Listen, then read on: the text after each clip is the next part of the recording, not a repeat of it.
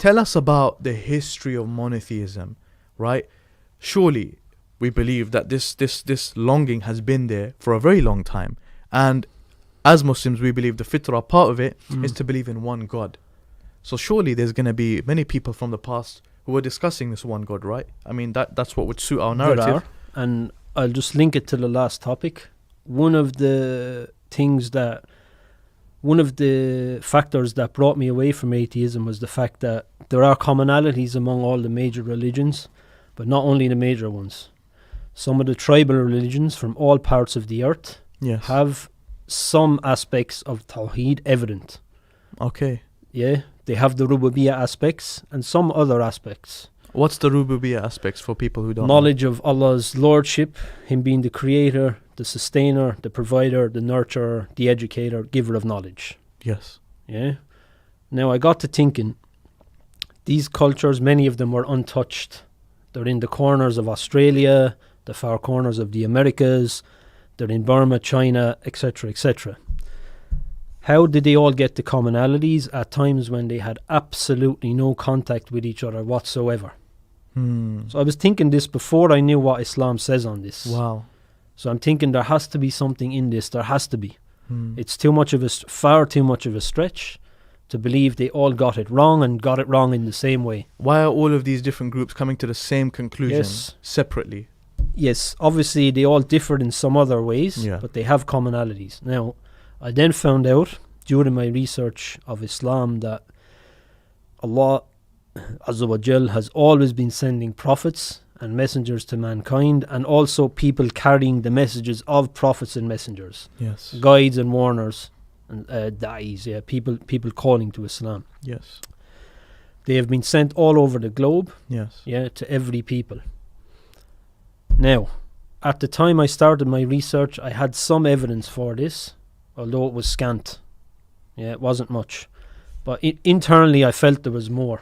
Over a period of years again, I started to discover more and more and more. Up until about a year ago, I would still say the evidence was scant. Now the evidence is mountainous that has been accumulated for this. I'll tell you why. Because in the middle of the 1800s, up to the early 1900s, evolution started to come on the scene. Okay. Yeah, and it started to come into academia first. Yes. So these guys didn't just propose the physical evolution of mankind. It was the evolution of his mental faculties. So when mankind was a dumb ape, his morals were on the same low level, his intellect was on the same low level, his religious understanding was on the same low level. Yeah. They basically said, and this is not from evidence, this is all from theory, from dhann, speculation, that mankind started out as animist. Animist coming from the Latin word anima or animus, which means soul.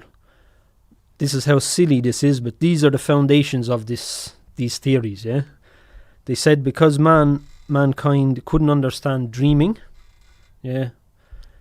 and death, because he could see when he's in the dreaming state. He has experiences when he's in the dreaming state, but he knew his body wasn't there. Okay. He was lying in bed, and he saw the people of his tribe die around him. So his body is still there as it was, but something has clearly left, because he's brown bread, he's dead, So they gave other supporting ideas as well, that this was the base of mankind's first step into religion, the idea that he had a soul. Which we don't disagree with anyway. Yeah, I mean, we don't disagree 100%. with that at all, but they went further then and said, seeing objects around them like the trees, the rivers, the plants, the mountains, everything, mankind couldn't fathom that they didn't have a soul. So they put souls into all these objects as well, right? And into the stars and into the sky and everything. Until eventually they thought, well, hold on, we have other characteristics as well. Yeah. So let's put those into these objects. Okay. So you can see where this is going, Yeah. So they personified them. Eventually, over time, as these myths got passed, they became personalities, then they became gods. Yeah. Then the gods got classified.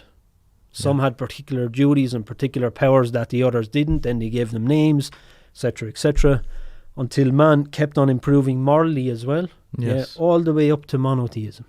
And they said what we would consider a prophet is just someone who came out and said, listen, my favourite God is better than all of yours. Worship him. Yeah, and he trumps the lot. Yeah. Yeah, and they say this is how monarchies evolved as well. Social classes and monarchies evolved amongst mankind. This has been debunked in thorough detail. Yeah. I've not got the time to go into this here. There are some videos on the Epistemics channel by Imran Hussain, and there are more detailed videos coming up, inshallah, about this topic. And bi'idhnillah, by permission of Allah, I will be making some literature on this as well in the future, inshallah.